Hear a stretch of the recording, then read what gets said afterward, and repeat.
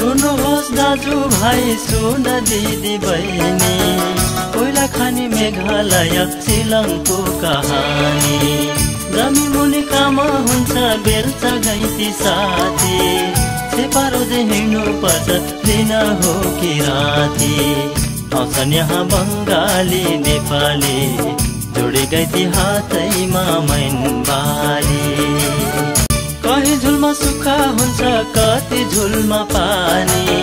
मर्ने बाँच्ने ठेगान हुन्न दुखी जिन्दगानी